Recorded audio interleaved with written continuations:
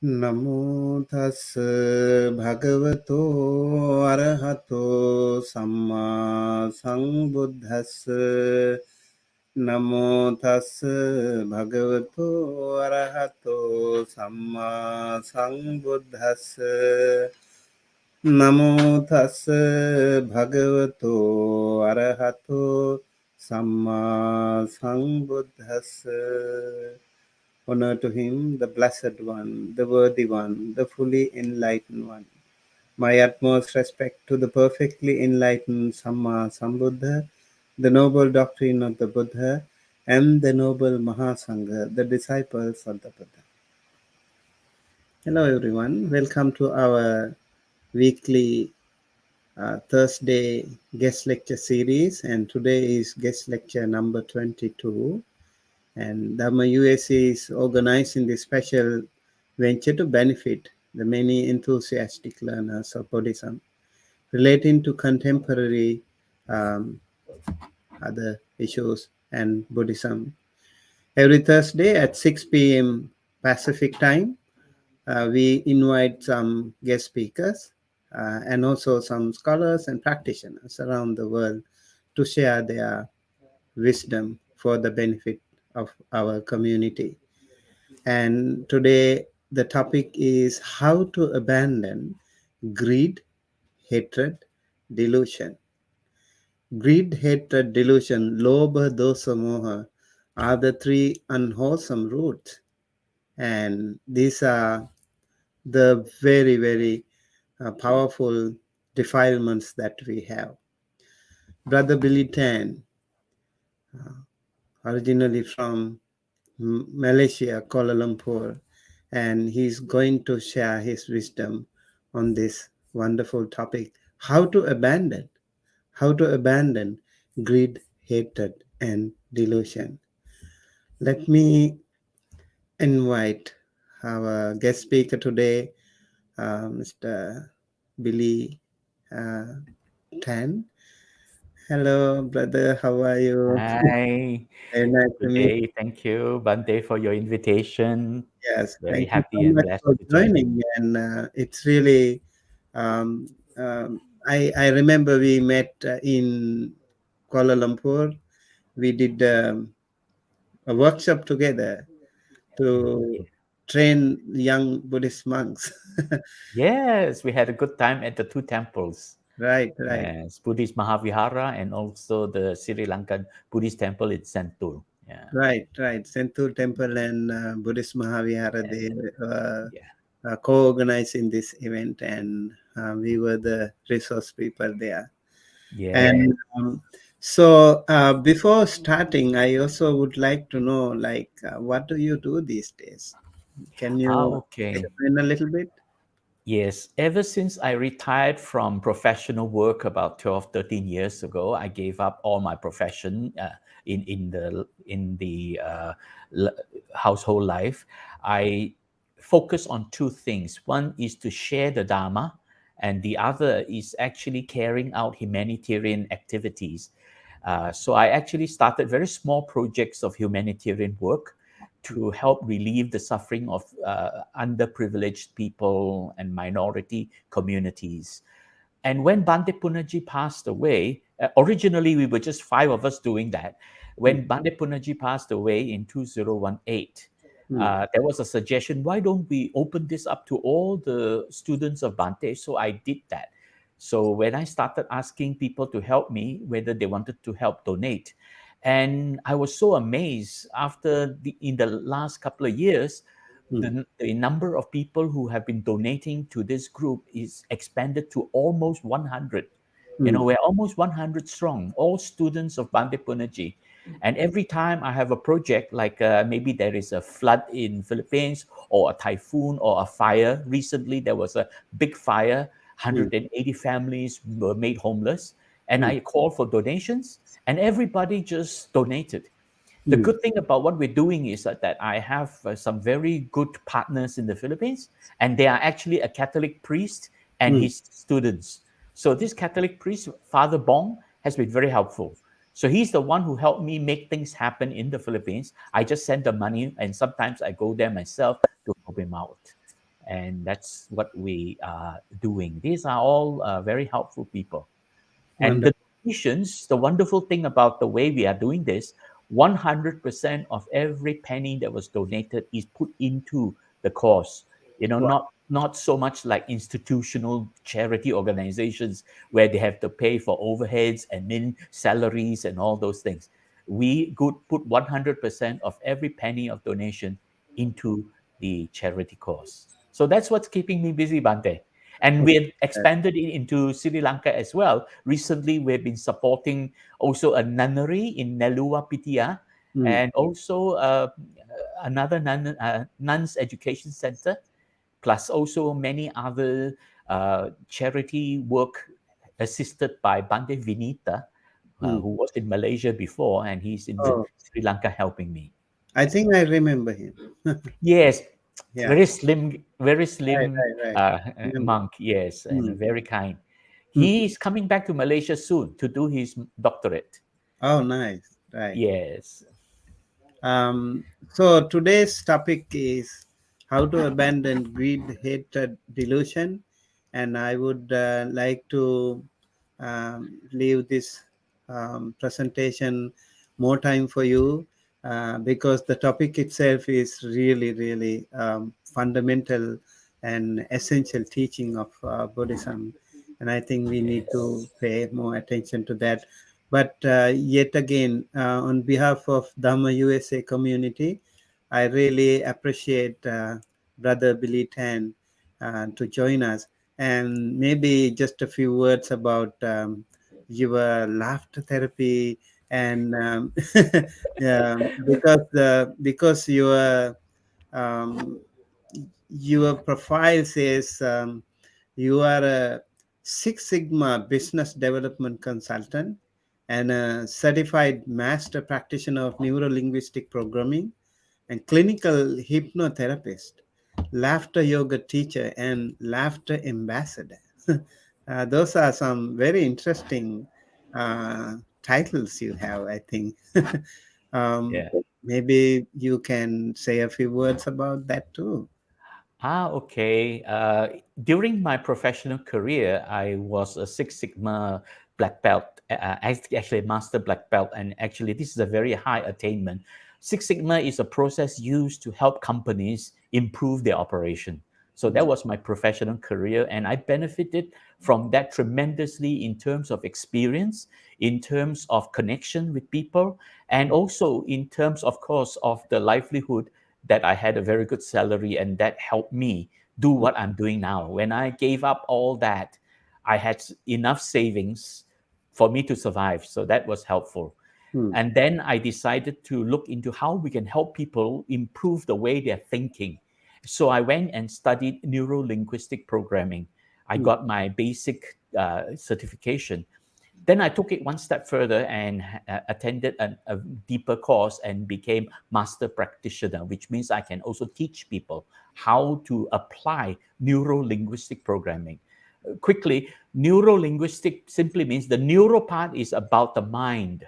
Linguistic is what goes on in the mind, the words arising in the mind, the words, that's why I call linguistic, the words arising in the mind. And programming means how we can make it work for us to help us to be more peaceful and happy. So that's what NLP is all about. Neuro linguistic programming is about the mind. And this is exactly what the Buddha has been teaching in the Hmm. first verse of the Dhammapada, Hmm. Manopubangama Dhamma. That's really what neuro linguistic programming is all about. And then I realized that I could help people who were depressed. Then I started studying hypnotherapy because I also have been very interested in hypnosis because of my teacher, Bante Punanji himself was a hypnotherapist Hmm. before he became a monk.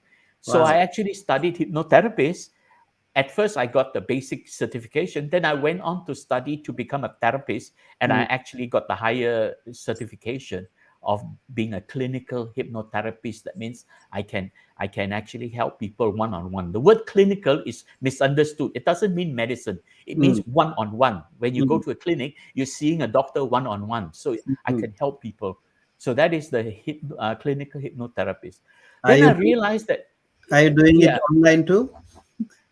No, online is a bit more difficult. I actually have not done a lot of that anymore lately Mm, for personal reasons. mm, I realized that when I work with people who are depressed, I needed something, a tool to quickly transform their thinking so that make them feel comfortable.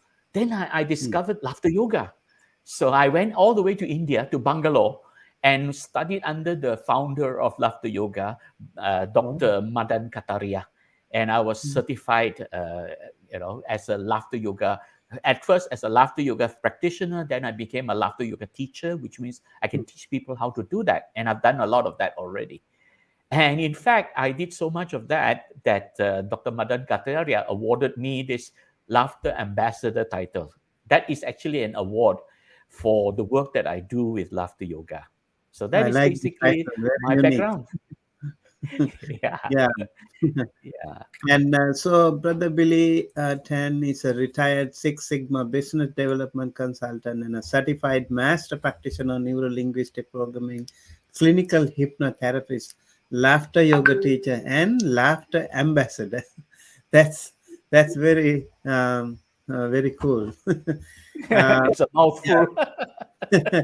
In Yeah. sharing the Dhamma, Brother Billy Tan studied under the late Venerable Dr. Madhavala Punnaji Mahathera and enjoy drawing from findings in neuroscience and psychology to present the Dhamma from a modern and scientific perspective. And I remember after Bhante Punaji's passing away, you have been involved in many different ways to promote Bhante Punaji's teachings. Um, yeah, and also you delivered Dhamma sharing throughout Malaysia, Philippines, USA, and other countries. And in recent years, Brother Billy has shared the Dhamma extensively in the Philippines as resident Dhamma lecturer at Wisdom Park, Manila, as well as to Catholic seminary students, universities, theosophical societies, and to inmates at the women's prison in Metro Manila and men's prison in Lake. That's quite amazing. I'm really interested in that aspect as well because I was also involved in some prison services here in Los Angeles. Brother Billy is the founder of the Malaysia Philippines Humanitarian Community, which raises funds to provide humanitarian assistance and disaster relief to underprivileged and marginalized communities in the Philippines and Sri Lanka and also other Asian countries. And so, with these introductory words, we would now like to invite Brother Billy Tan to uh, give you a presentation on how to abandon greed, hatred, and delusion. Over to you, Brother Billy Tan. Thank you, Bante. Okay, if I can have the slides. Okay, all right. I'd like to share with you the slides. So if you just follow along, right. How to abandon greed, hatred, and delusion. This topic is very, very vital. First, I'd like to draw your attention to two Dhammapada verse to highlight how important this abandoning greed, hatred, and delusion is all about. It comes from the twin verses, the last of the two twin verses, verse number 19, where the Buddha spoke about two monks who were uh, who grew up together, two brotherly monks. One is a young monk, the other one is an elderly monk. So the young monk became a teacher and he started to teach the teachings of the Buddha, and he was very knowledgeable about every sutra and all the Nikayas and everything. He fully knew how to teach. But he never really put it into practice. And the Buddha used verse number 19 to refer to this young monk who was so excellent at studying and learning and teaching the Dharma that he never put it into practice. So he said, much though he recites the sacred text, but acts not accordingly, That heedless man is like a cowherd who only counts the cows of others. He does not partake of the blessings of the holy life. This is an excellent translation by Acharya Buddharakkhita. I like Buddharakkhita's translations of Dhammapada. They are very down to earth and practical. Here, what the Buddha was trying to point out is that this young monk uh, learned and studied and recited everything very well, but never really put it into practice. And he called such a person heedless. Then he says, this person is like a cowherd tending to other people's cows. That means all he's doing is earning the wages of being a cowherd. He doesn't own the cow, so he doesn't benefit from owning the cows. In the same way, he doesn't benefit from the blessings of the holy life. Then this young monk has a very good childhood friend who was the elderly monk, and who was, because of his age, he did not find he was able to study and remember verses very well. So he decided to go into practice. And verse number 20, the Buddha was referring to this monk who put it into practice. He says, little though he recites the sacred texts, but puts the teaching into practice, forsaking greed, hatred, and delusion, with true wisdom and emancipated mind, clinging to nothing of this or any other world, he indeed partakes of the blessings of a holy life. So as you can see very clearly, here the Buddha was referring to this elderly monk who put everything into practice. And here, this is the clue. The greed, the hatred, and delusion is really the very first thing we got to learn to abandon in our practices. That's why I pointed out to this verse that in order to really put the Dharma into practice, one of the most important things that you really have to do in the beginning is to learn to abandon. Forsaking is abandoning, giving up, relinquishing, abandoning greed, hatred, and delusion. So it's only by doing that that you can gain this true wisdom, panya, and then have this emancipated mind freeing you from all suffering, vimutti. And then only you are able to enter into the and partake in the blessings of this holy life. So knowledge without cultivation is of no worth. That is what the Buddha was really pointing out in these two verses that we got to put into practice. When he referred to the elder monk, he says, this elder monk is like the owner of the cows. He benefits from it by gaining the produces of the cow, the milk and the calves, that the offsprings of the cow. So this cowherd, because he practiced, he actually benefits like the owner of the cows, not like just a worker getting wages. So this benefit is really the blessings of the holy life. And in order to do that, you got to have this realization, and this realization comes only from practice, not just studying. It is important to study and understand what the Dharma is all about, what the Buddha was trying to teach. But it is useless to just understanding it without cultivating it. So cultivation is very important. And Bhante Punnaji, I'm very thankful to him, who has taught me such great wisdom here. He says, a lot of people talk about, looking for the truth. Religions are seeking the truth, but that is not really what it's all about. Bhante Punnaji pointed out, he says, the purpose of human thinking is not to discover this thing called truth, but to solve problems. And here the Buddha actually taught us how to solve the biggest problem of all, the problem of suffering, the problem of dukkha. And that is really what the Four Noble Truths is all about. So today we're going to also look at the Four Noble Truths, and we're going to take a look at some of the important verses that the Buddha shared. Before we do that, I would like to share with you a very important video of Bhante Punnaji, where he spoke about how we can rise above our animal instincts. You see, we are just like any animal.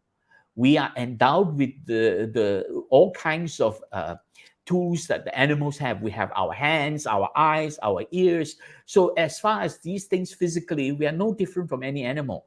but we have a mind, ability to think. We can rise above, transcending these animal instincts. So I'd like to share a video now so on these transcending these animal instincts. So, and there is a sloka that says, which is very useful to learn if you like to learn that. Ahara nidra bhaya maitunancha samanya metat pasubik samanah dharmohitesa madiko viseso dharmena hinah pasubik samanah. That is Sanskrit. That is a Sanskrit word. Ahara means taking food, eating or drinking, taking food. Ahara. Nidra means sleeping. Bhaya means fear. Maituna means sexual activities. Now, these are things that human beings have in common with animals. So that is the chitta. Taking food, sleeping, fear, and sexual activities. These are things that human beings have in common with animals. That is the animal part of the human being.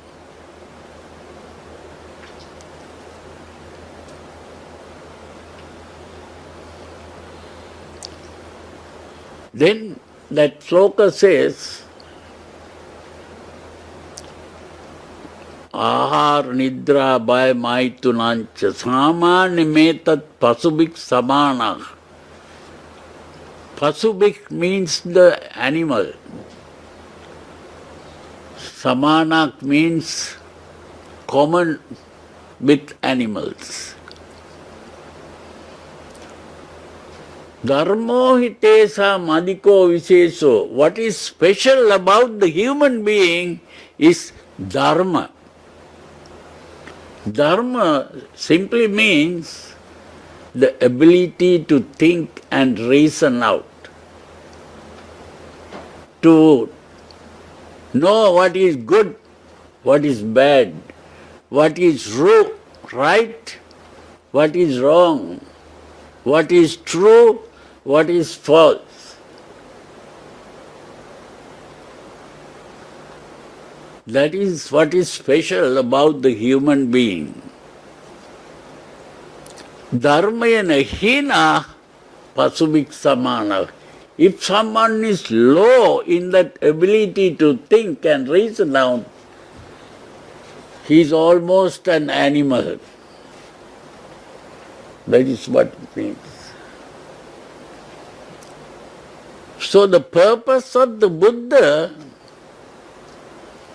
was to teach people how to overcome this animal part and develop that human part properly. It is only then that you become fully human. To get rid of that animal part and cultivate the human part. That is the meaning of becoming a Buddha. That is the meaning of becoming an arahant. Now, you may have heard that to become an arahant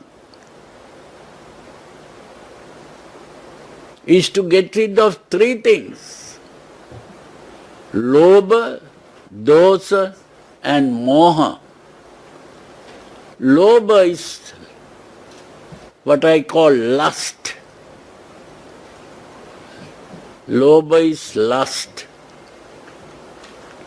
Dosa is hate. hatred.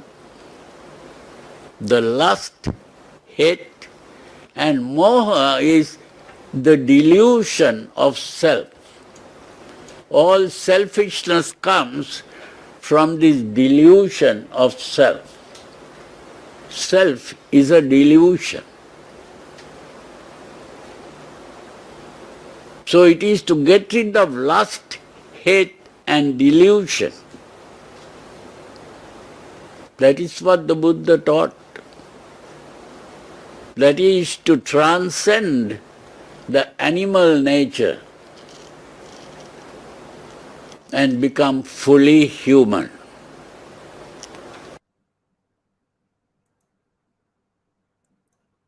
Okay, so Bhante pointed out very clearly, lust, hatred, and and delusion, these are the instincts. These are really animal instincts we got to learn to rise above. So in this sloka, it is very clearly stated that just like all animals, human beings take food, they sleep, they avoid dangers, and engage in sexual activities in order to propagate the species. And these are all common between humans and animals. But it is this ability to think. We are endowed with the mind which is able to learn and then think and make decisions and realize right from wrong, good from bad. It is this ability to think that makes humans different from animals. If we don't make use of this thinking, then we are just like animals, engaging in these animal instincts of lust and greed, anger and hatred, and the delusion of selfishness. Right? So we got to rise above that. So let's look at the important lesson taught by the Buddha, the Four Noble Truths. The purpose of human thinking is not to discover truth, but to solve problems. In the earlier example, in verse 19, the Buddha spoke about this young monk who was able to explain and recite all the sacred texts. It's no point going around telling people this is the truth, and so on. It makes no sense. It doesn't help anyone. What is important is to actually put it into practice and solve the problem of suffering, the problem of dukkha, by abandoning our greed, hatred, and delusion. So I'm going to play a little video and let's listen to Bhante's explanation of this purpose of human thinking.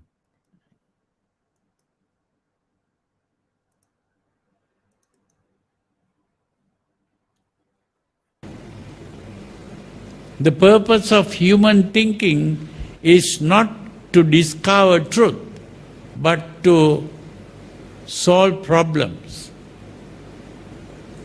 And if a person suggests a solution to a problem, it can be tested. And if the problem is solved, it can be called the truth. And that is the only kind of truth which is a solution to a problem. So when the Buddha spoke of the Four Noble Truths, they are really a solution to a problem. So we can only talk about solution to problems and not about real absolute truths. There are no real absolute truths in the world. We are only talking about a solution to a problem, and a solution can always be tested. And if it works, it can be called a truth. This is how the Buddha spoke about truth.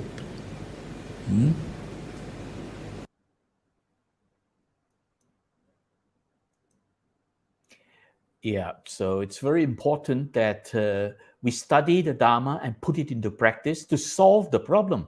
No point going around declaring the Dhamma is the truth. That is useless.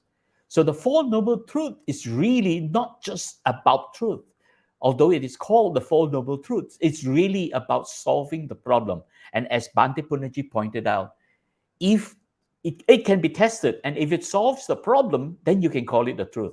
So in other words, that's why it's called the Four Noble Truths. Not because we have to go around declaring this is the truth, but because the Four Noble Truths leads us to solve this problem of suffering, the problem of dukkha.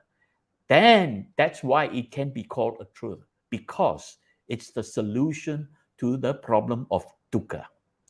So let's take a look at these Four Noble Truths. What are the Four Noble Truths? The first is talking about dukkha, that there is dukkha. And of course, the common translation, we are all experiencing all kinds of suffering. So when we go into the Four Noble Truths in detail, we're going to be able to see what all this means. The second is samudaya. This really means that there is an origin of dukkha. There are reasons how dukkha arises, and we're going to take a look at that.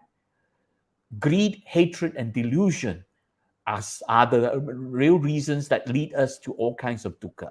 So we're going to take a look at the Noble Truth number 2 on that.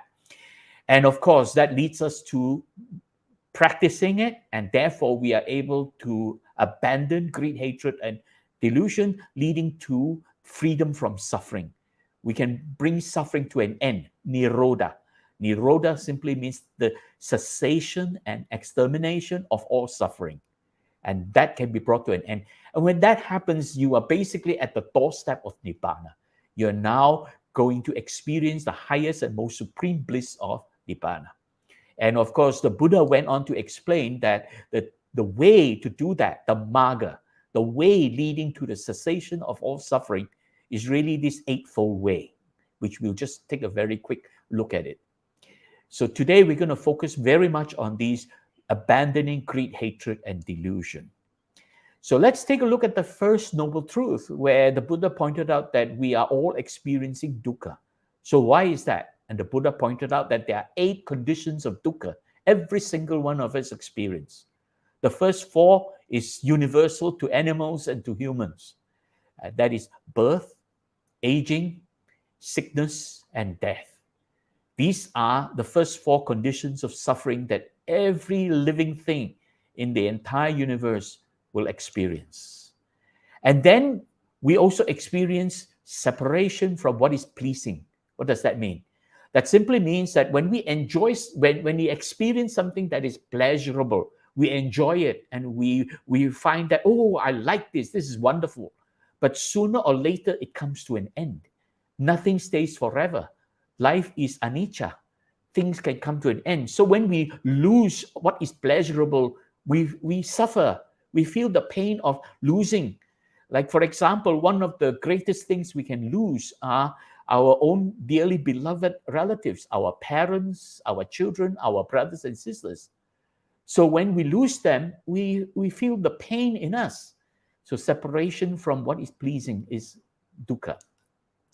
And the next is union with what is displeasing is dukkha. And that is when we experience something that is unpleasant, that harms us, hurt us, it is suffering. And we encounter that all the time. In the past couple of years, all of us have encountered the coronavirus pandemic. And we were all under lockdown. So that was not happy, not pleasurable, and displeasing. Did you enjoy that? Or was it suffering? You see? So to be stuck with something unpleasant, that is suffering. And of course, then the Buddha went on to say that we all have desires and wishes and dreams that we want fulfilled. But if we don't get it, it is suffering. Not every dream we have can come true. Not every desire we have, we can get. So not getting what we want, that is suffering. Many people want something like, for example, if you work for an employer, you want good salary, you want good bonus. At the end of the year, you hope the boss will give you an extra bonus. What if he doesn't give to you? Then that is painful. And if he gives more to your colleague, the person who you help, he gets more than you, and then that is suffering because you're not getting what you want. You don't get the promotion. That is all suffering. But number 8, the mother of all suffering, is this 5 aggregates they were all experiencing. 5 aggregates refers to the process by which our physical senses is able to experience the environment. Ability to see, hear, smell, taste, and touch, right? So the process of seeing, the process of hearing, the process of smelling, the process of touching, the process of tasting, these processes, the Buddha explained very clearly as the 5 aggregates, how it arises by contacting with the environment, and then we experience it, and the mind begins to project a perception of what we have experienced. But what the Buddha warned us here is, it is not the fact that we're experiencing it. It is the fact that we are clinging on to this experience. Upadana. We hang on. We experience something and we want it all the time. For example, if you see something beautiful, or a young person, a young lady looks into the mirror and see her skin very smooth and beautiful and say, "Oh, I like my look in the mirror," and puts up all this makeup and say, "Oh, I look so beautiful." But over the years, you will realize that you will age. No amount of makeup can make you look beautiful like before, as you age. So if we cling on to what we see, we cling on to what we hear, happy sounds, we cling on to what we smell, taste, and touch, all that will lead to suffering. So we have to learn how to let go this clinging, because it is this clinging that leads to our delusion of this self-centered existence, right? And it is the greed for pleasures, it is the hatred for displeasures, and it is this clinging to the delusion of self-centered existence that is causing us so much suffering. And that is what the Buddha explained, right, very clearly. So number 8, the 5 aggregates, all that we experience in the environment, what we see, hear, smell, taste, and touch, if we cling on to those experiences, it leads to suffering. And this first noble truth has to be understood. The Buddha stated very clearly, it has to be understood. And then the second noble truth, the Buddha pointed out then the origin of dukkha, samudaya. And basically he stated that it is this tanha. The Pali word used is tanha, often translated as craving. It is this craving which leads to renewed existence. Renewed existence means our desire to continue to want to live and enjoy, accompanied by delight and lust. That means if we find something pleasurable, we want it, we're delightful for it, we lust for it. If we find something unpleasant, we do that. Remember, whenever you experience something unpleasant, you want to look for something more pleasant to overcome that. So we're always seeking this delight and lust here and there. So the Buddha pointed out it is this tanha which leads to our concept of self, this delusion of existence. Now, Bhante Punnaji, one of the wonderful things I learned from Bhante Punnaji, because of his background, his impeccable use of English, and his very deep knowledge and understanding of the Pali words and the Pali Canyon, he actually pointed out the word tanha more accurately or more precisely means emotional reactions. That means whatever we experience, remember I pointed out about clinging on to the 5 aggregates. Everything that we experience, we react to it, and that is tanha, the reaction to every experience. The reaction to every experience, that is tanha. And the Buddha pointed out there are 3 types of reaction. Tanha for sensual pleasures. That means when we experience something pleasant, right, and this is kama tanha, then we react to it, the emotional reaction towards pleasant experiences. It leads to the condition called lobha. Lobha basically refers to the lust and the greed for pleasures. So the first type of tanha is kama tanha, which is our emotional reaction to pleasant sensations, pleasant experiences. And this leads to the condition of lobha, our lust and greed. Now, it's very important. It starts with lust. That means we want it. It leads to greed. That means we can never have enough. See, lust turns into greed. Lust is something you wish for, you desire, you want it, and you're getting it. But we never have enough. Whatever we get, we want more, right? We are always seeking for more. So lust turns into greed. The second type of tanha is tanha for non-existence, vibhava tanha. This is our emotional reaction to unpleasant experiences, unpleasant sensations, things that are not pleasant or something that is hurting us, harming us, something we don't want. That's why we don't want it to exist. Vibhava, we don't want it to exist. Vibhava tanha means our reaction is to get rid of it. And this leads to the condition called dosa, the aversion and hatred towards these pleasures. We begin with aversion. Aversion means avoiding it. We want to stay away from what is unpleasant. But even if we stay away from it, it keeps coming at us. Could you stay away from coronavirus during the time of the pandemic? Were you able to be completely away from all the lockdown and all that? You can't. You were stuck with the lockdown. So aversion, if we are not satisfied, in other words, we try to avoid something and we can't get rid of it. It keeps coming to us, like what happened during the pandemic lockdown. Then it turns to hatred. So many people were so hateful for what they had to experience through the lockdown. And in the Western world, they were all making all kinds of comments about the Wuhan virus and all that, So this aversion turns into hatred.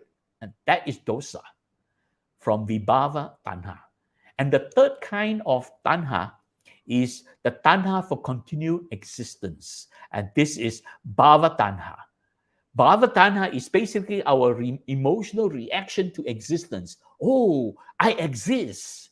I can experience the world. I live in this world. I, me, or mine. So this leads to a condition called moha, this delusion of self-centered existence. I exist. That first word, I, is so strong. The I, me, or mine. That is moha, the delusion of self-centered existence, arising from not knowing what is the realities of life, from ignorance, right? So arising from avijja, the ignorance of not knowing what arises, what is the reality of life, that it is anicca, dukkha, and anatta. So these are the three unwholesome roots, right? And these are really our emotional reaction to everything we experience, be it pleasant, be it unpleasant, or be it the recognition of this existence of self. So these are the three unwholesome roots that we have to learn to abandon. And this is actually mentioned clearly in the sutra, actually, where the Buddha spoke about the Four Noble Truths, that the second noble truth is something that we have to abandon tanha, abandoning our emotional reaction to everything we experience. So these are the three unwholesome roots: kama tanha, vibhava tanha, and bhava tanha. So we're going to learn to let go, relinquish, abandon. That can lead us to the third noble truth, and that is the freedom from all suffering. Okay. So let's re-examine this verse 20. And I also learned a very important lesson from Bhante Punaji. We don't just look at what people translated from Pali Kenyan, because if we just look at purely translations alone, we don't learn very much. We also have to examine, with the help of a teacher, to examine the Pali terms involved. So in this case, here the Buddha pointed out about greed, hatred, and delusion. And you can see very clearly the three Pali words mentioned there are raga, dosa, and moha. Now, without going into deep theoretical explanation or technical explanation, the word raga is often used interchangeably with lobha, in the sense that from a practical sense, that means in terms of the practical aspect of it, raga is the same as lobha in the sense that it is our desire for pleasurable experiences, our lust and greed for pleasures. So raga and lobha are basically the same thing. when you see the word raga appearing in any Pali text, you can recognize that as some kind of lust or greed for pleasant experiences. But what is more important is that if we were to learn how to abandon them, forsaking them, it leads us to true wisdom. And what is true wisdom? It is this term here. Sampajano is basically, Samapajano is really referring to this Pali term, Sampajana, which is the ability to discern, our attention, our clear comprehension of the realities of life, and our ability to discern. Discerning attention means whatever we see, hear, smell, taste, and touch, we are able to see what is good from bad, what is right from wrong.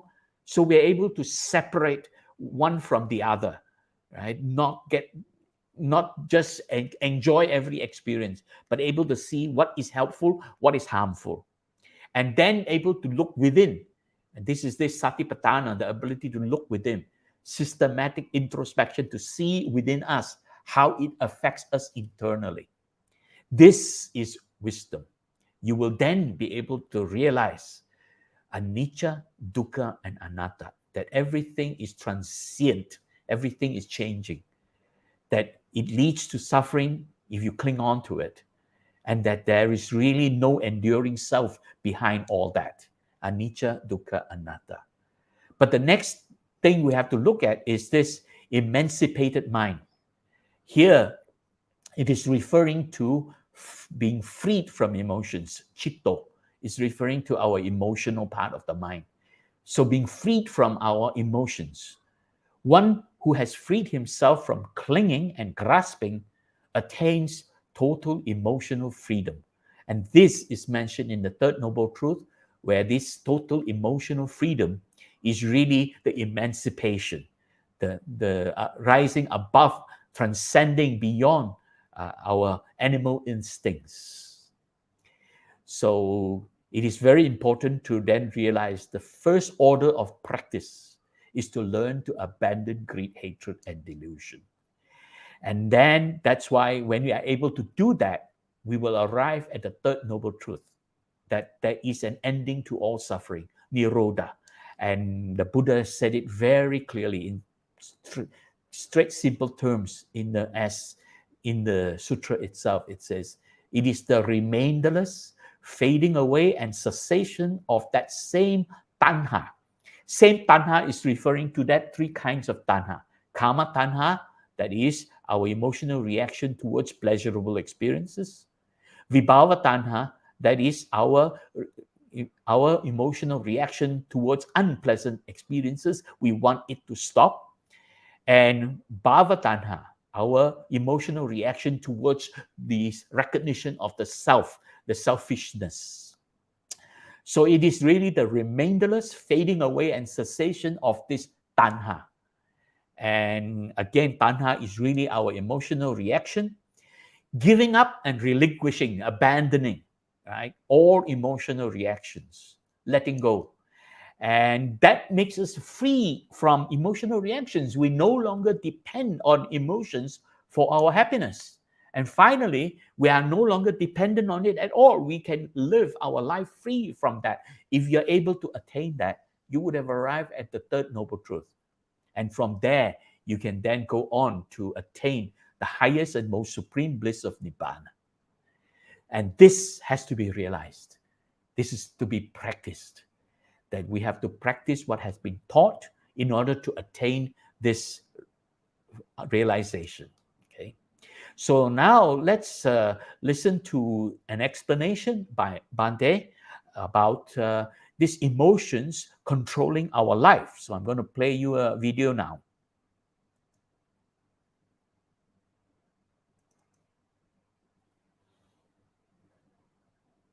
So in the human being, the thinking part is called mano,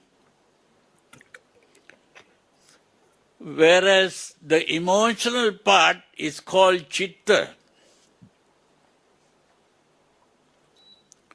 But the Buddha pointed out was, what has to be done is not to obey the chitta. What is happening today is that the mano part, the thinking part, is doing what the chitta wants. You see, chitta is dominating the mind. And the mano is just catering to the chitta.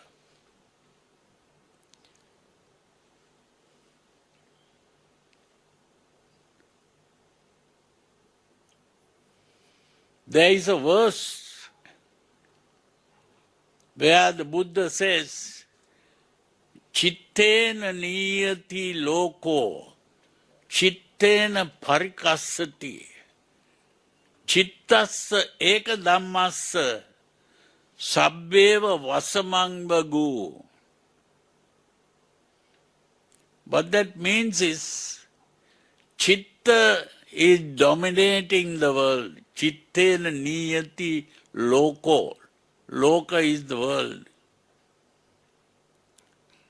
Chittena niyati loko. Chittena parikassati. Chitta is disturbing everything.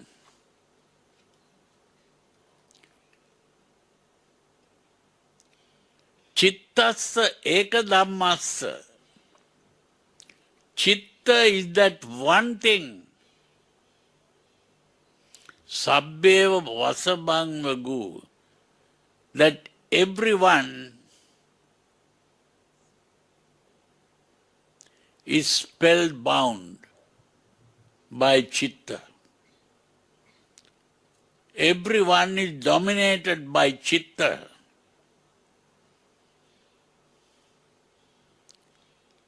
Like being spellbound. So therefore, the only thing is to learn how to gain control over the chitta, the emotional part.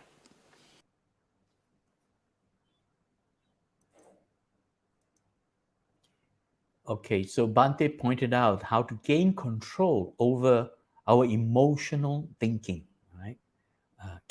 Okay. So what Bhante did say very clearly is that it is our mano which is doing what the chitta wants. Our thinking is always making decisions according to what the emotion wants. So in other words, our thinking is really being controlled by the emotions. The chitta is dominating the mind, and it is our thinking is always making decisions according to what the chitta wants, making decisions according to how our emotions feel. So, and we are therefore spellbound by our emotional mind. And the solution is to learn how to gain control over this emotional thinking by calming the emotional mind. And one of the first important practice is meditation. It is the meditation that helps us to calm this emotional mind. So Bhante pointed out this verse here, and this came from the Chitta Sutra. Emotions dominate the world. Emotions create distress. Distress is really this mental suffering. Stress is a physical suffering. Your body is experiencing tensions and stress. But your mind is experiencing emotional suffering, and that is distress. So emotion create this mental suffering. And emotion is that one thing to which all are spellbound. We are trapped by our emotional thinking. So we're going to learn how to get out of it. Now, one of the important things I learned from Bhante is to look at the Pali terms precisely. Very often the word chitta is translated as mind. Mind alone doesn't help you understand what it means. If you were to think of chitta, really is talking about the emotional mind, then it makes much more sense. It is the emotions that dominate the world, creating distress, and it is the one thing that we are all trapped by our emotional thinking. And How are we trapped by our emotional thinking? I'm going to show you our animal instincts. So this is actually the part of our brain which is common to some of the higher animals, right? Or the monkeys have it, the dogs have it. So let's take a look at what's inside the brain. It is what's inside the brain that leads us to have these animal instincts. And therefore, there is this part of the brain called the amygdala. And this is a very primitive part of the brain. It is scanning everything that's going on. That means everything you see, hear, smell, taste, and touch. The amygdala is observing it, looking for potential threats or dangers. And the amygdala reacts to it. This reaction releases all kinds of stress hormones in the body. And this leads to the fight or flight reaction. The purpose of this is actually, this is evolved through millions of years of evolution. And the purpose of this is to protect us from harm. When we see dangers, the body get all tensed up, we jump out of the way. For example, you walk down the street and suddenly a car comes charging towards you. So you learn to jump out of the way. In the same way, as we grow up as adults, if somebody were to throw a ball at you, as the ball comes towards you, you learn to block it. Blocking it is to fight it, right? Fighting against it. Or sometimes you duck, and ducking or, avoiding it, that is running away from it. So it's fight or flight reaction. This part of the brain is evolved to protect us from harm. But unfortunately, this part of the brain can also be easily aroused by sensual pleasures and all kinds of other threats that leads us to react emotionally. So this is the part of the brain that arouses emotions of fear, panic, anger, anxiety, disgust, distress, and lust and hatred and greed, right? So it actually creates unnecessary arousal. Amygdala is really also causing us harm. So the amygdala has this paradoxical function. It is both our bodyguard protecting us from dangers, but it is also the terrorist in the brain, right? Arousing with all this greed, hatred, and delusion, causing us to experience all kinds of suffering.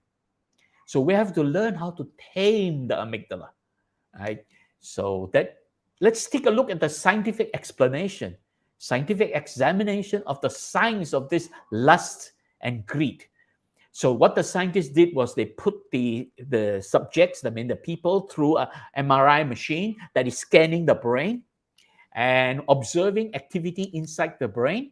And they are shown videos, they're wearing the goggles, they can see a video of firstly a peaceful scene, so it makes them feel relaxed.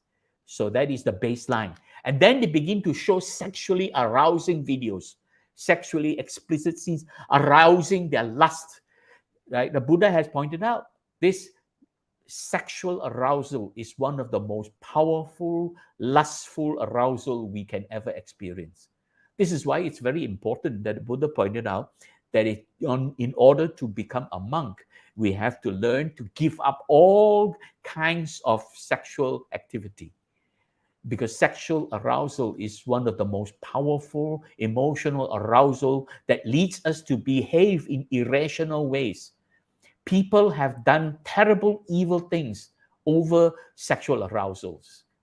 Right? Wives have killed their husband. Men have killed their wives, murdered their wives because they were sexually aroused by another opposite partner, So that's why sexual arousal is so dangerous, right? If we don't learn how to tame it and learn how to live in a peaceful way with these arousals. So let's take a look at an explanation by the scientists on the science behind lust and greed, which leads to lobha.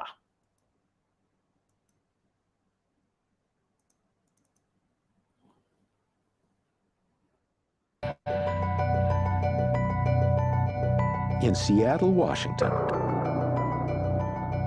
scientists are attempting to map the exact neural architecture of human sexuality. Dr. Ken Maravilla investigates how lust and sexuality affect each part of the human brain. He uses two technologies. One is the MRI machine. The other technology is a simple DVD player. Our subjects are presented a stimulus that consists of sexually explicit scenes that promote their ability to become aroused in the magnet. The experiment is simple. Subjects are shown neutral videos to get a baseline. Then, images become more sexually explicit for several minutes, while Maravilla and his staff voyeuristically watch as the subjects' brains change. We have areas in the frontal lobes that are associated with reward and pleasant feelings, and these become active with arousal. The amygdala often becomes activated, and this is one of the decision-making, evaluative areas of the brain. The MRI shows that as subjects are sexually aroused, there is an intriguing corollary to the new findings.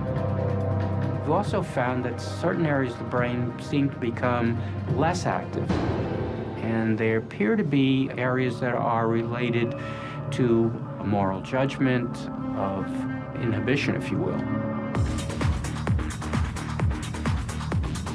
When the lust areas of the brain light up, the judgment areas of the brain begin to turn off. The conclusion?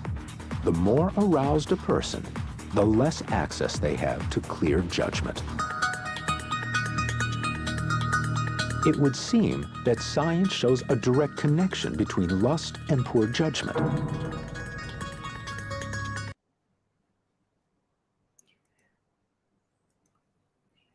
So it was very clearly pointed out in that experiment that when lust is aroused, judgment is turned off. Judgment is in the thinking brain, right? Lust is in the emotional brain. So when the emotional brain gets excited, it shuts down our thinking brain. So therefore, we got to learn to do it the other way around, to calm down our emotions. Otherwise, when emotions are aroused, our lust is aroused, our judgment, we cannot think anymore, cannot think clearly. The more aroused a person, the less access to clear judgment. So we have to realize that very important fact. And the scientists have proven it. There is no way you can explain that emotions are good for you in that sense, right? So now let's look at the other aspect of it. We have seen lobha. Now let's take a look at dosa, the signs of anger and hatred. So I'll play a little video on this signs of anger and hatred.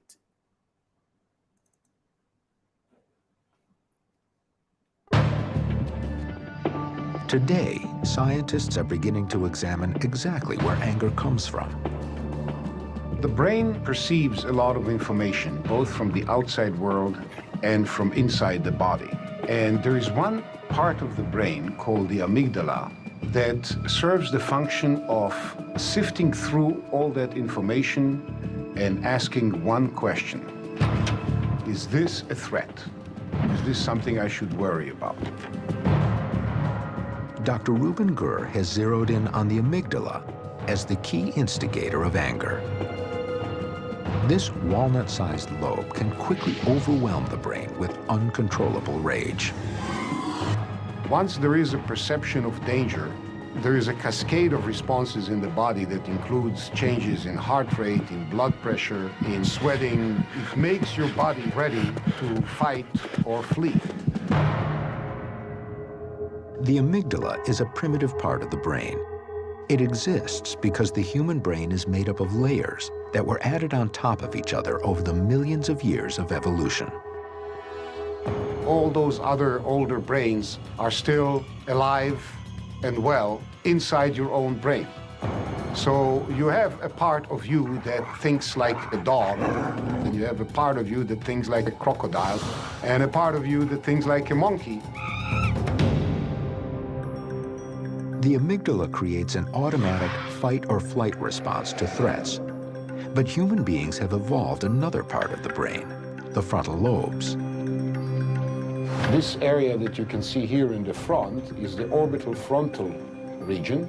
And the orbital frontal regions are like brakes for the amygdala. If you can think of the amygdala as being the engine for the threat response, the orbital frontal is the brakes. If Dr. Gur is correct, then a person who is overwhelmed by anger is literally temporarily insane until his amygdala can be controlled.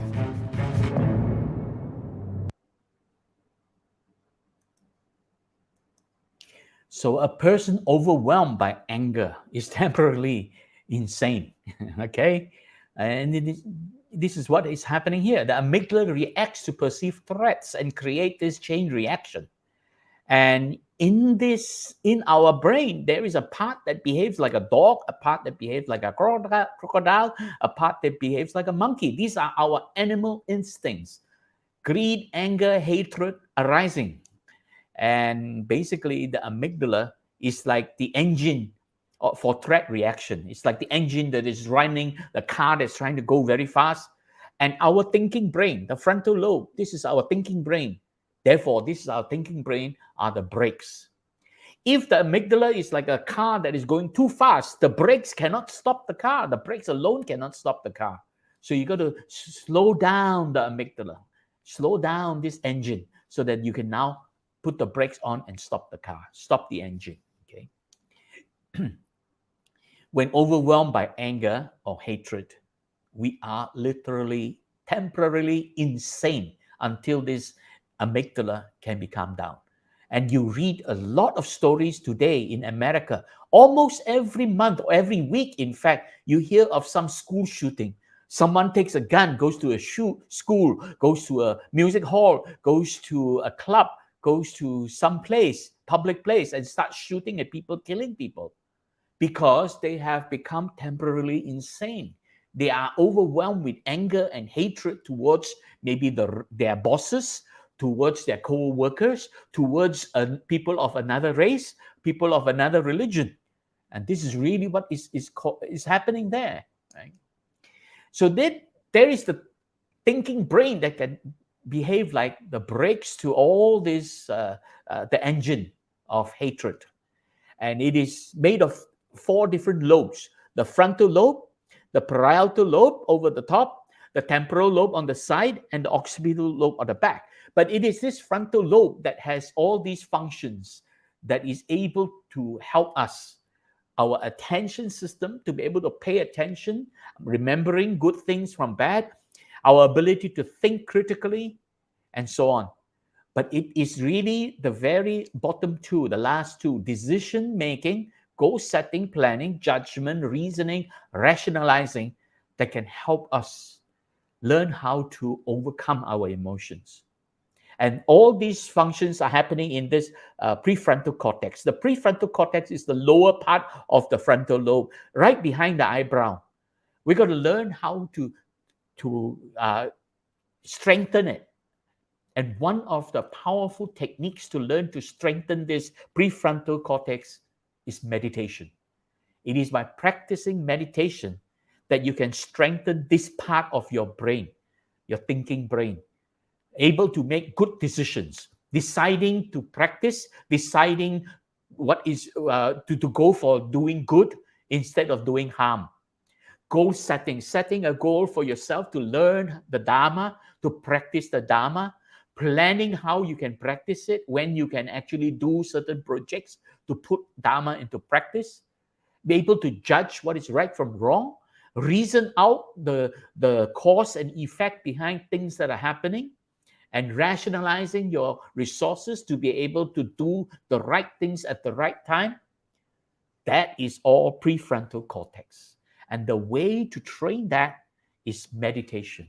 And the Buddha mentioned that very clearly in the verse number 20 of Dhammapada, right? That it is putting it into practice.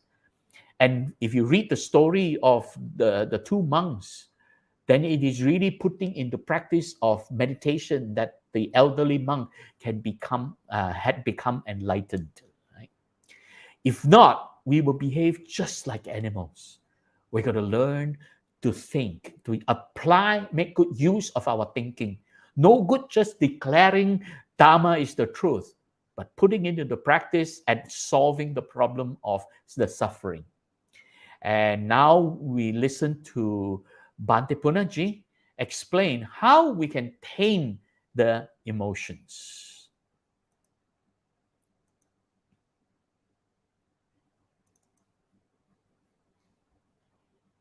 Message goes to the amygdala and the emotion is aroused, and the other message goes to the brain where the thinking goes on, and then you begin to change the way. And now they are talking about this, so it's very important to understand that the Buddha has gone even beyond this end. If we see the first verse in the Dhammapada, there in the first verse in the Dhammapada, what you get is Mano Pubbangama Dhamma, which is wrongly translated today. There, mano means that thinking part. I told you there are two things, the thinking part and the emotional part, which is called chitta. Mano pubbangama means the thinking part comes first, before the emotional part. So it is by changing the thinking part, which is what is called the cognitive part, that the affective can be controlled. So it is the thinking part that is able to control. And that is the real secret discovered in the modern world by the cognitive psychologists. They are using that in what is called cognitive psychotherapy. They are using that principle, but still they are not able to fully control the emotions because they don't know about meditation. And but the Buddha used this method.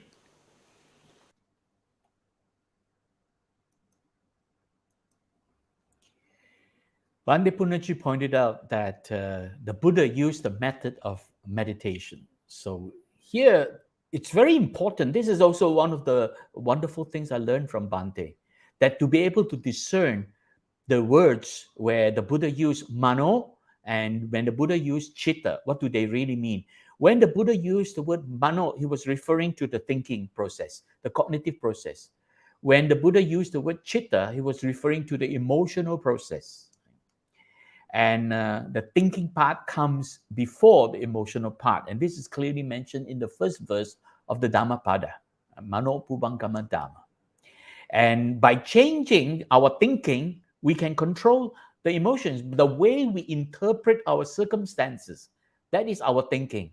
And then by interpreting circumstances properly, peacefully, then we can overcome the emotions.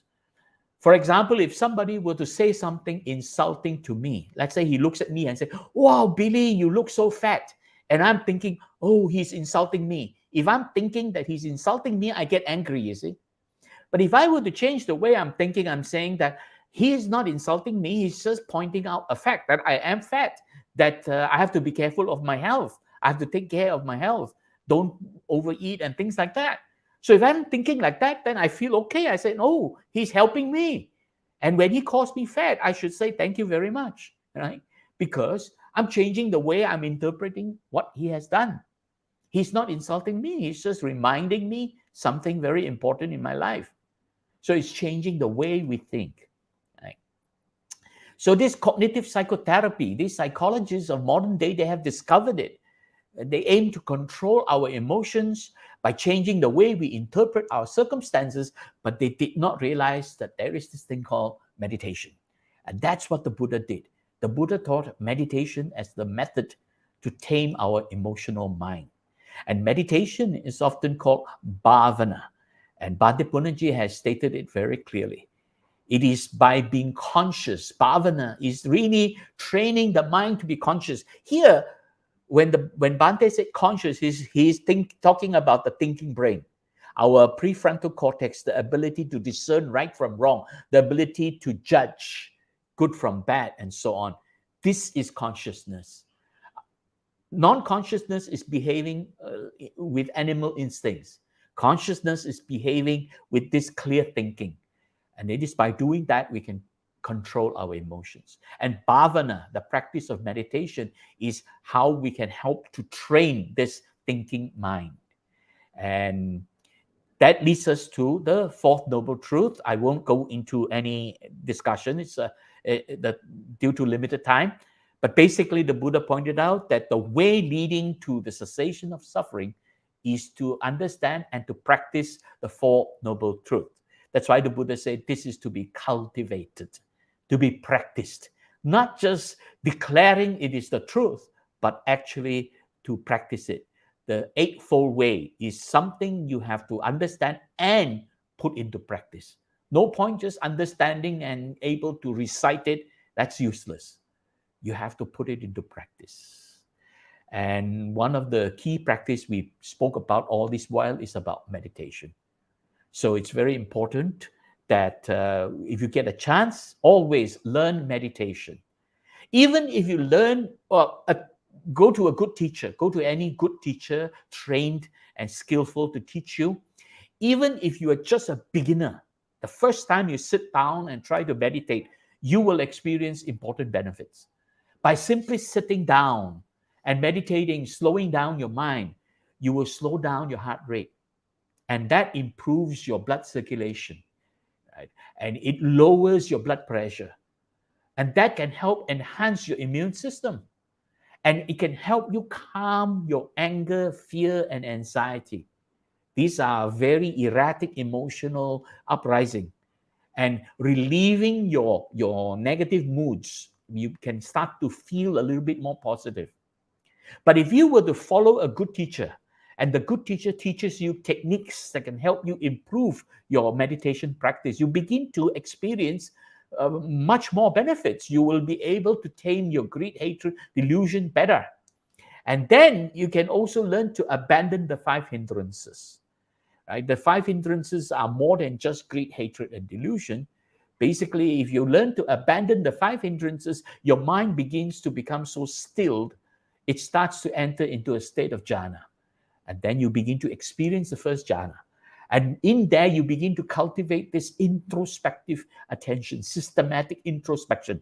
This is satipatthana, to be able to cultivate this satipatthana. And then you begin to develop this cognitive consonance. The mind no longer responds to any kind of emotions. It is now still and it is now working properly. And finally, you will be able to experience and understand what is going on, investigating cognitive experiences, investigating what's going on in your mind. This is Satta Bojjhanga. And finally, you will be able to attain insight into the realities, anicca, dukkha, anatta. With that, you would have then gained the higher wisdom, panya, full comprehension and insight into the realities of life, anicca, dukkha, anatta, and that leads you to freedom from suffering. You are now at the doorstep of attaining arahantship. Right? You are at the doorstep of full liberation, emancipation, deliverance. And with that slide, I end my presentation. I hope this has been helpful. I would like to share with you the link you can use to download the slides. I give a shortcut link so you can actually download the slides of this sharing. And from there, you will also get these links, which are Bhante Punnaji's meditation guides, level 1, level 2, level 3. You can download them. And if you have any questions about these books, these slides, feel free to send me an email or connect with me through Facebook. And with that, I end my sharing. Thank you very much. Thank you, Bhante. Thank you for inviting me.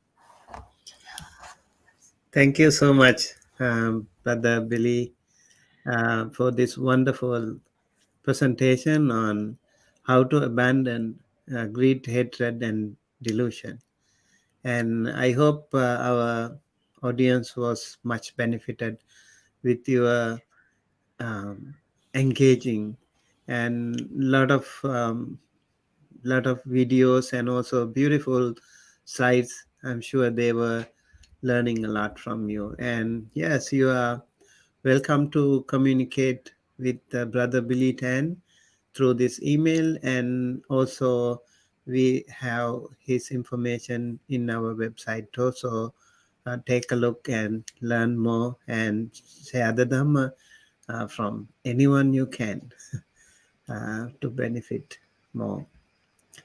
Okay. So greed, hatred, and delusion. We all Buddhist monks also talk about that, how to get rid of that. I think with this, your very entertaining way, that methodology I think can be very helpful to us. We have some comments and questions from some people. It is time for them to post any question if we have. So Happy Smiley says, Guide Billy Tan is here. Video chat with Dhamma USA Bante Sumita. Billy Tan has been a great guide to my life, gradual changing on original Buddha's Dhamma teaching experience. Okay, wonderful. I think Happy uh, Smiley has posted a lot of comments here. May all beings, without exception, humans and non-humans, plants, animals, insects, all creatures, devas, gods, angels, all directions and all realms, etc., be well, comfortable, peaceful, and happy. And I think he talks about Bhante Punnaji. Bhante Punnaji is the best kindness, warmest teacher, like the smiling Buddha, to clearly translate all the Dhamma from Pali text language to conventional English. Maybe I would like to invite Brother Billy to say something about that. Yeah, actually, someone like Bhante Punnaji is very unique if you understand his background. Very quickly, I'll just talk about his background. When he was a child, he was very attracted to Venerable Narada in Sri Lanka. And he wanted to become a monk. By the time of 6 or 8 years old, he told his mother he wanted to be a monk, but the family was a wealthy family, and he was the only son. They didn't want him to become a monk. So basically, he obeyed his parents, and then, but his father passed away at a very young age. So he then studied. He was a very brilliant man. He studied to become a doctor, and he became a doctor, practiced as a doctor until his mother passed away in his 30s. By the time he was in his early 30s, his mother passed away. And that was the time he realized it's time for him to renounce and become a monk. So he was a doctor until mid-30s. Then he became a monk. And during the time of his monkhood, he went to the US because of his impeccable command of English. He was sent to the US to spread teachings using very beautiful and very precise conventional English because of his command of English. And then he went on to study and obtain 2 doctorates. First, a doctorate in philosophy, which is comparative religion. So he was able to look at Christianity versus Buddhism and so on, comparative religions. And then he went on to do a second doctorate, and that is a doctorate in psychology, where he studied very deeply about the science of the mind, also Freudian psychology and various forms of psychology. Then that made him so knowledgeable that whenever he looks at the Pali Canon and he explains something, he's using this full background of being a doctor, philosophy, and psychology to explain the Dhamma. And that's where I learned from him. So I too became very interested to bring in science to explain the Dhamma, because if we look at Dhamma and try to explain using conventional terms, we get lost in all that. But by showing you those examples in science, you will be able to understand why do we have lust, greed, and hatred, right? Because of these animal instincts inside us. we got to learn to abandon them. So I think that Right. gives plenty. Right. I remember I met him when I visited Malaysia in Kuala Lumpur Buddhist Mahavihara in 2014, and I think he was a resident monk there, and he was teaching both in US and back and forth in Kuala Lumpur and US. So yeah, I noticed he's such a wonderful, knowledgeable monk to address the people in the Western world, especially, and also people in the present day, young people, and those people who are exposed to more scientific background. People from such medical backgrounds have more authenticity, I think, to talk. And when you are a Buddhist monk and you have already been a doctor, medical doctor, I think they can do so much for the benefit Yeah. of the many. And yes, thank you so much, Brother Billy, for continuing that wonderful service of Bhante Punajis. I have listened to many of his teachings too, and now it is available in so many forms, especially with the technology through YouTube and through a lot of CDs are available in Buddhist Mahavihara, I remember. Yeah, that's very, very helpful. I think Happy Smiley says Bante Punaji and Bante Pemaratana taught four realities of dukkha sufferings, the supernormal eightfold ways, Paticca Samuppada, and the seven factors of awakening, clearly explained by YouTube. Yeah. Happy Smiley is actually a lady. Mm, She's been asking a lot of questions from Singapore. A right. very wonderful young lady who's asked a lot of questions and learning a lot about Dharma. Wonderful. And she's putting it in practice. Right. I can see that every moment we see good and bad asava. How are we going to survive with our conventional work and jobs to cultivate and develop the Buddha's Dhamma to gain freedom from suffering, dukkha, anicca, anatta? Maybe you can answer to this question, Billy. Actually, what's important is to train our thinking mind to be able to discern right from wrong, good from bad. That's why you can then see the asavas. And whenever you see something happen, don't judge it, right? But examine how it affects you. Does this affect me one way or another? This is really the practice of Satipatthana. How does it affect my body in terms of stress? How does it affect my feeling? How does it affect my emotions, my chitta? How does it affect my thinking, my dharma? And if we are able to discern that, we are actually practicing Satipatthana. And by doing so, we can learn how to discern and realize anicca, dukkha, and anatta. So practicing Satipatthana takes us one level higher, beyond just abandoning greed, hatred, and delusion. So the next thing after you learn and understand and practice abandoning greed, hatred, delusion is then to study more about Satipatthana and put that into practice. And then you are able to rise one level higher. Bhante Punaji has always described that awakening is like the steps. Step by step, you go one step higher each time you practice, and you then gain the fruits of your practice. You go one step higher. So it's like climbing the step, one step at a time. So therefore, the next step is to practice Satipatthana. Okay. Right. Okay. We have another question. Is meditation and cultivation and development of Dhamma the same? Basically, meditation is part of the practice, part of the cultivation. Cultivation is the putting it into practice. And there's a very subtle difference between the word cultivation and development. Cultivation is purely about the actual practice only. Development is actually the advancement you gain from your practice, the evolution of your mind. You become wiser, you become a better person. That is called development. Cultivation is the act of practicing. Putting it into practice is called cultivation. But by practicing, you begin to benefit from the fruits of your practice, that is development. Then you're taking it one step higher. So basically, that is really what the two terms is about. And meditation is one of the most important practices.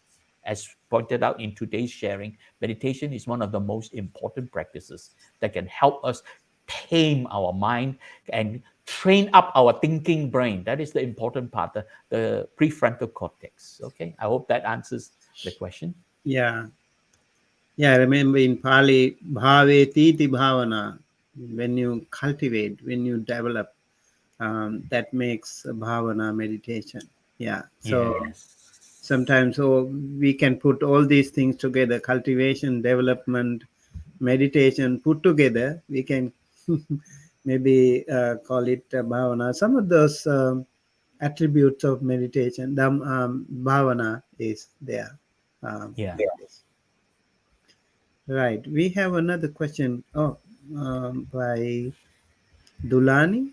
Is the concept of amygdala similar to the concept of the five aggregates, or is it embedded into the same concept as a whole? This question takes a very long time to explain, but I'll keep it very simple. The amygdala is involved with the process of sensing what is happening. That is the early part of the five aggregate, the sanya part of the five aggregate, and the sankara part of the five aggregate, sensing what's going on and begin to construct. But the amygdala is no longer involved with the actual sankara part, right? What the amygdala does is it actually creates bodily reaction. So the practice of Satipatthana will help us realize this bodily reaction, that is kayanupassana, and realize how it affects us in terms of the sensations, and that is Vedananupassana. And then how we begin to get affected in the mind and emotionally aroused, and that's Chittanupassana. And finally, how we can use our thinking mind to overcome all that and realize anicca, dukkha, anatta, and that is Dhammanupassana. So this practicing Satipatthana can help us overcome all the clinging on to the five aggregates. So the five aggregates is a little bit more complex than just simply experiencing the environment. It actually leads to the clinging if we're not careful, right? Yeah, I like the way you said, like sometimes amygdala also is active like a terrorist. Yes, both a bodyguard and a Yeah, terrorist. That's the yeah, paradoxical role of the amygdala. right. In meditation, we call sati is like our security guard. Ah, So, yes. right. Yeah. So amygdala, I feel, Avita is the terrorist. yeah. So do you think amygdala and sati or mindfulness, they have more close proximity? No, amygdala is actually a very low level. It's very low level. It's our animal instincts. Mm, Sati is our human thinking. mm, So you can say sati is the human part, the thinking part. Amygdala is the animal part, the animal instincts. mm. And the Not all. amygdala is found also in all animals. But the thinking brain is not necessarily found in all animals. The prefrontal cortex is only found in humans. Mm. Some animals have a frontal lobe, but they don't have the prefrontal cortex, like our ability to discern and judge. Okay. Right, but also the safety measures of our body is mostly taken care of by this, right? Like the warning system, the Yeah. alarming system. Yeah. The thinking part is actually the safety net, Mm, protecting us from harm, mm. the ability to discern. There's another question. I think it is a little bit different. Do we have to take all 10 precepts in life, or at least five will do? Well, Bhante, maybe you are the better person to answer this question. Yeah, I think as a layperson, it is very important you practice five precepts. Five precepts, if you practice seriously, that can be really helpful. But from time to time, you should go like at least once a month. I would say go for eight precepts. then you will see more benefit, more difference.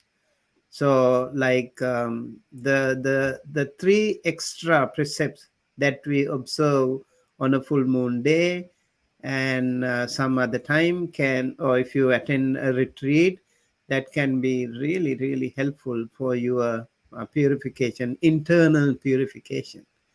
So I think in order to get rid of this greed, hatred, and delusion, 5 precepts, 8 precepts, 10 precepts, and more can be helpful. The more you observe, the more beneficial it will be. Right, Yeah. especially the young Samanera monks, they observe 10 precepts, and the lay people also can observe 10 precepts. And when it comes to the monks like Upasampada monk, higher ordained monks, they have to observe much more than that, like 227 rules for the Upasampada monks and 311 for Upasampada nuns. So there are more complex precepts that they have to observe. But as lay people, from time to time, you also should try. You should try like how important it is to practice, live like an arahant, an enlightened person. When you practice 8 precepts or 10 precepts, you will know exactly how they live like. So maybe go test um, how the Yeah. life of an arahanta, enlightened person, when you practice 8 precepts or 10 precepts. That way you will see the beautiful wholesome nature of uh, a living arahanta person. Yeah, Yeah. Bhante, I like the way you describe 5, 8, and 10. Actually, like Bhante Punaji mentioned, it's like steps. The first step to be a Buddhist properly is the 5 precept. So you take the first step until your feet is very firm on the first step. When your 5 precepts are firmly practiced, then you should then take the next step, or maybe just test the step. 8 precept, try the 8 precepts, and when you find the 8 precept is helpful, you now go and try the 10 precepts, one step at a time. And finally, when you are able to do the 10 precept smoothly, maybe that's the time for renunciation. Do Right, the 227 or 311. right. Whenever you are ready. Yeah, So when that you're is ready, why, one step at a time. yeah, that's why like 5 precepts daily practice, Yeah, regular practice, that is important. And it's a from time must. to time, like on a full moon day, we go for 8 precepts. Yeah, there Yeah, are 8 precept things every full moon. There is an 8 precept retreat for the yeah, day. I think you should join them. right, Join right. those 8 precepts. Yeah. Like many traditional Buddhist countries, they have this Uposatha day or the full moon day Mm. activity. So they observe 8 precepts or 10 precepts, and pushing you more into that serious practice, like how to abandon your greed towards food, for example, right? The Yeah, ahara tanha, the craving for food. yeah. You try to suppress at least for 24 hours. That makes Mm. sense. You should try that. And then also how to get rid of that entertainment and beautification and all these things in the 7 precepts. And then also how you become so simple and humble by abandoning those luxurious chairs and beds. That way you can become um, inch closer to a life of an arahant. Yeah, so 10 precepts can also be much more wonderful and advanced. Yeah, from time to time, I think the lay people also should take a look at them and practice. That is uh, much beneficial to everyone. Okay, so we have, oops, um, now living in AI technology, artificial intelligence world, technology world. Do we have to be a hermit?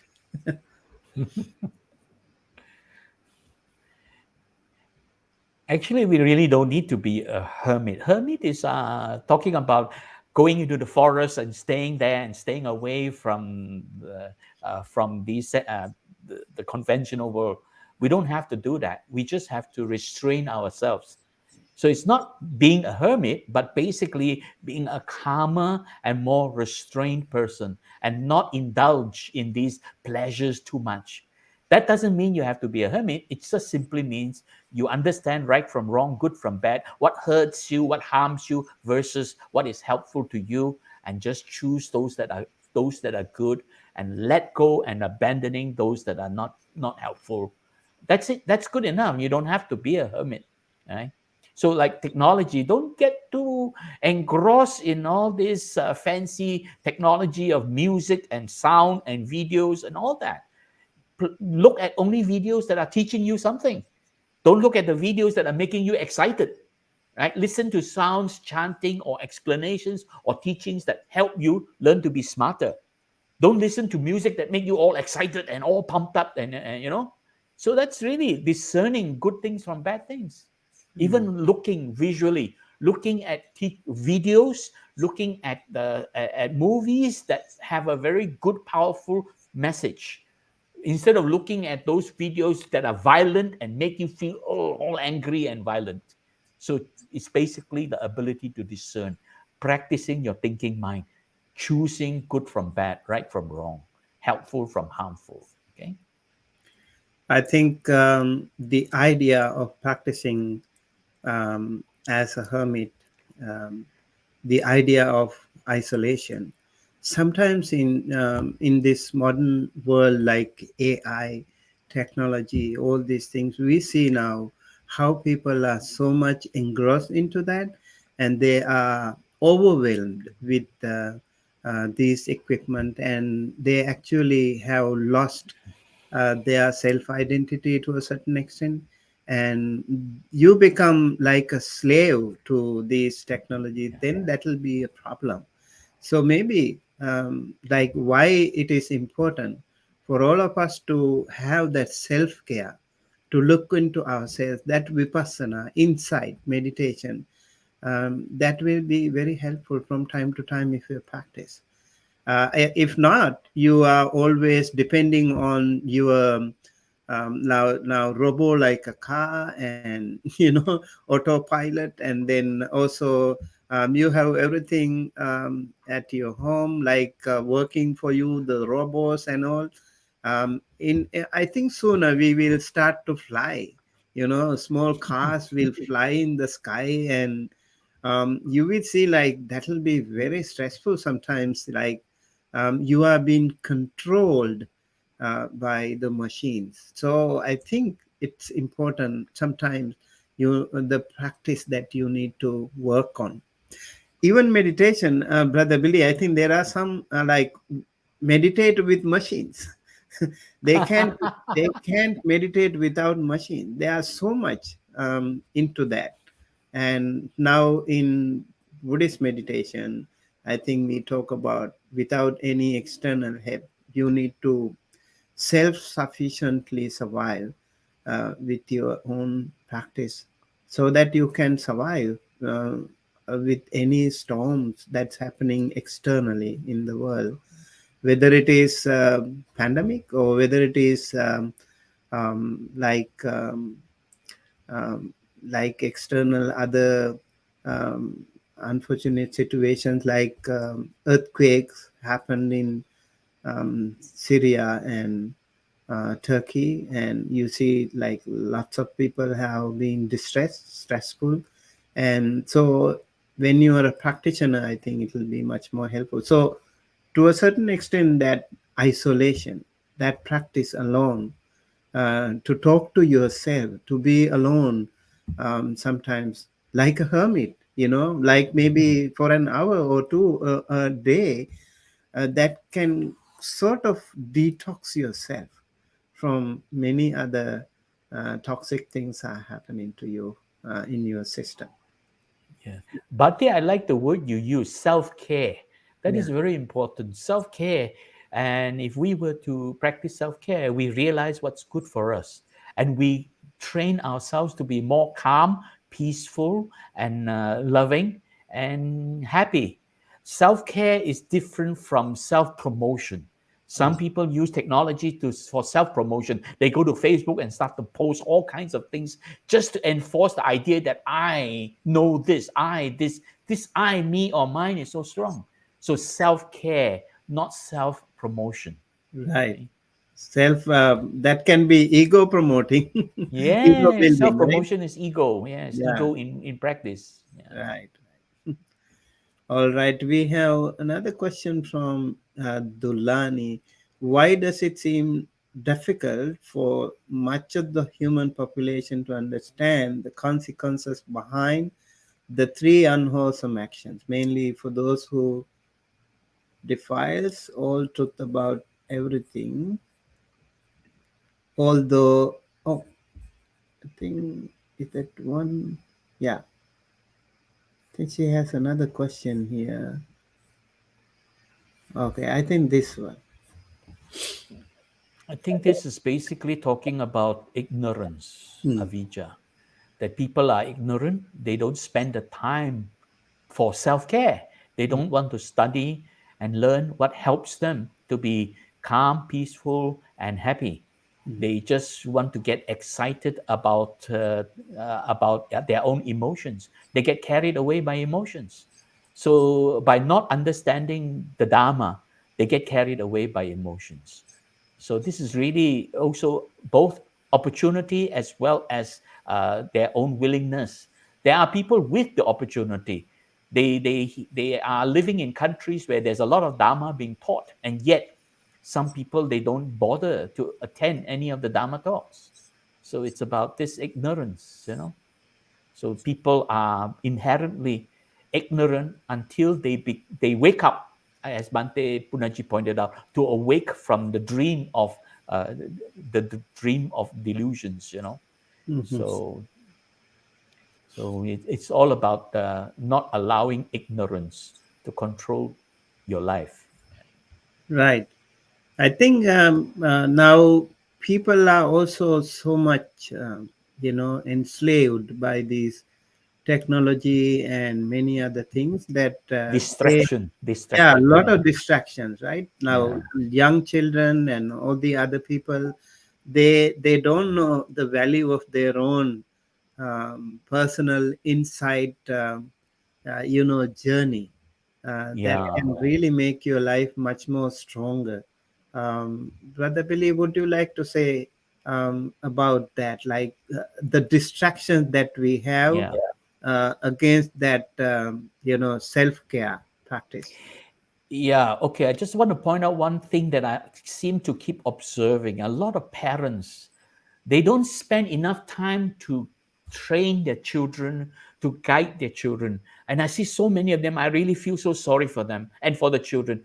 When the child wants something, and I see a 2-year-old, 3-year-old, and what do? They give the child the cell phone, they give the child the iPad to start playing with it and keep the child busy. So the child goes on, busy with the cell phone, and then never learn anything. The parent, instead of teaching the child, this is good and that is good, the child never learns what is right from wrong, good from bad.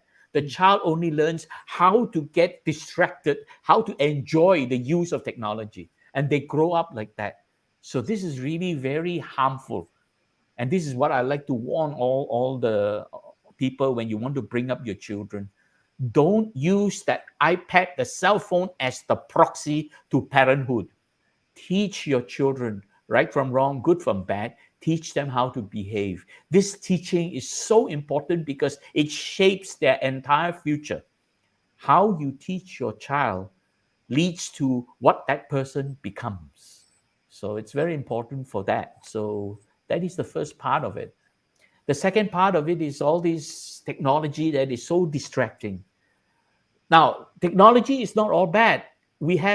There were people who used very good technology to find these people buried underneath the rubbles in Syria and in Turkey, and be Mhm. able to dig them out. So technology was very helpful for that. Yeah.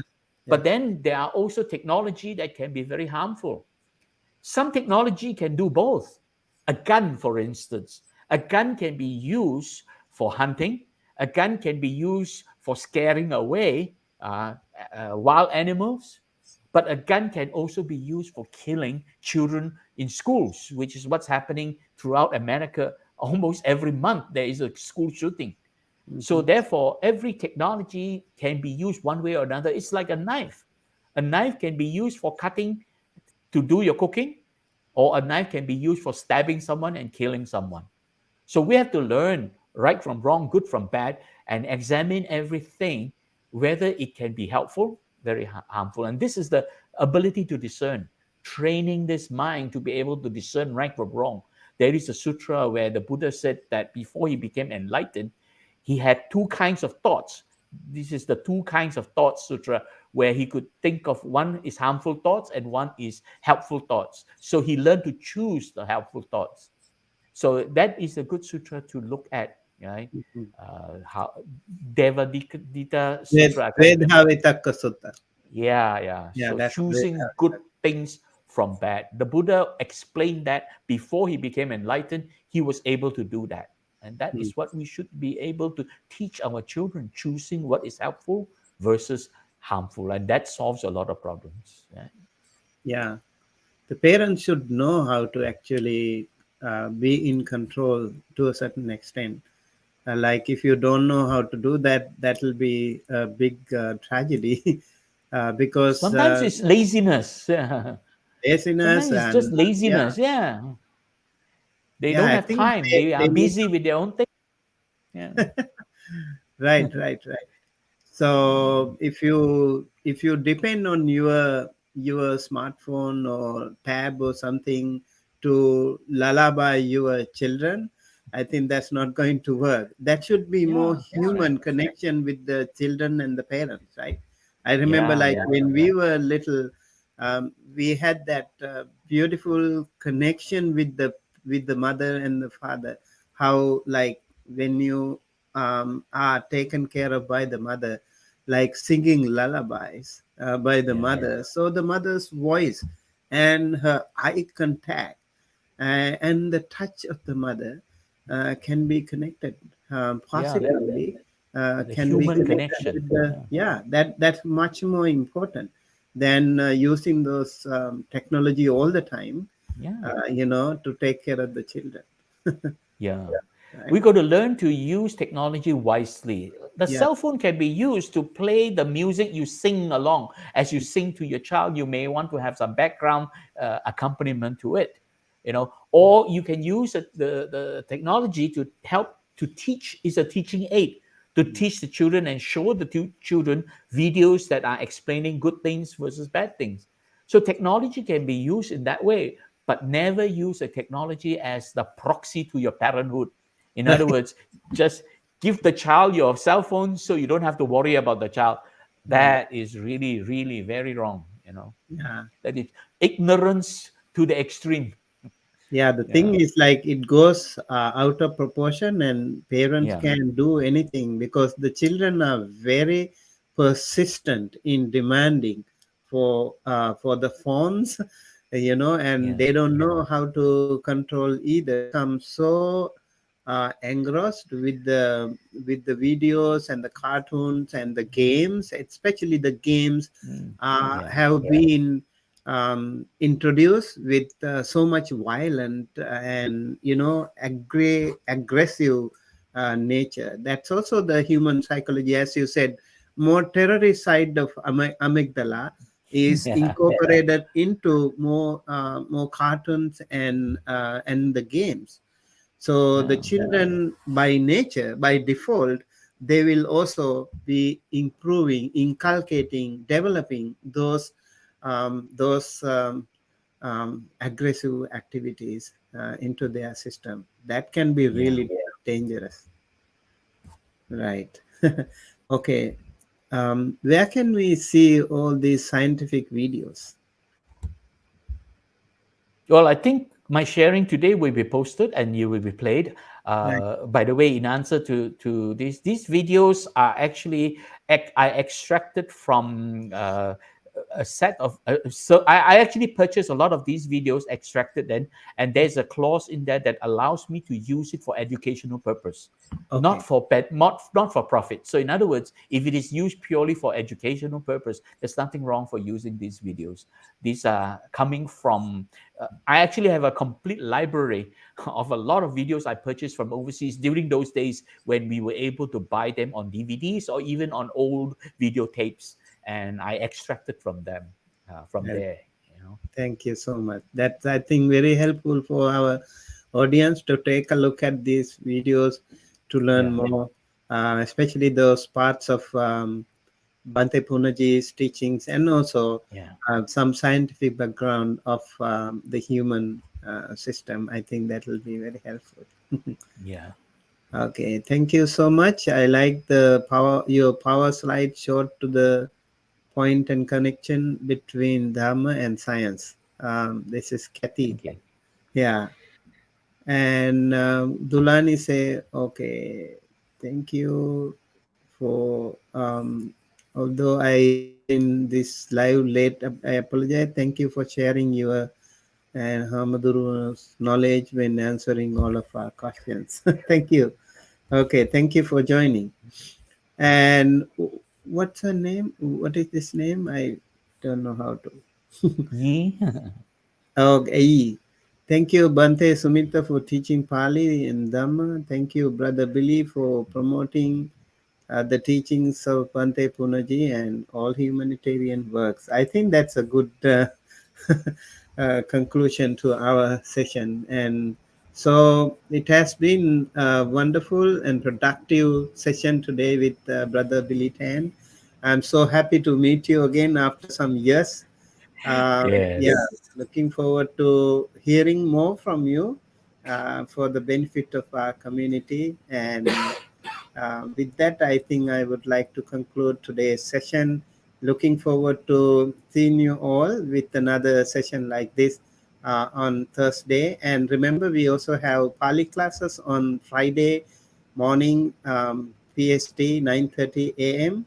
And also Saturday, we have two more Pali classes, level 2 and level 3.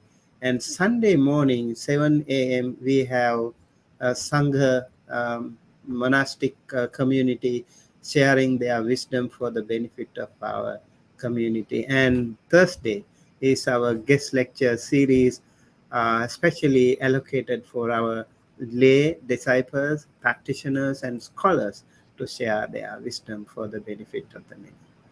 All right. So with that, we conclude today. Thank you so much, Brother Billy Tan, for sharing your wonderful wisdom for our community. And I'm sure our community will be more benefited to hear from you in future. We would like to invite more to talk about, like, maybe laughter therapy or hypnotherapy or any other things. We can also connect those themes to Buddhism, how we can actually benefit ourselves in our maintaining our inner peace, to benefit ourselves and to benefit others. With that, we conclude today. Thank you so much, everyone, for joining, and especially Brother Billy Tan. May you all be well, happy, healthy, safe wherever you are.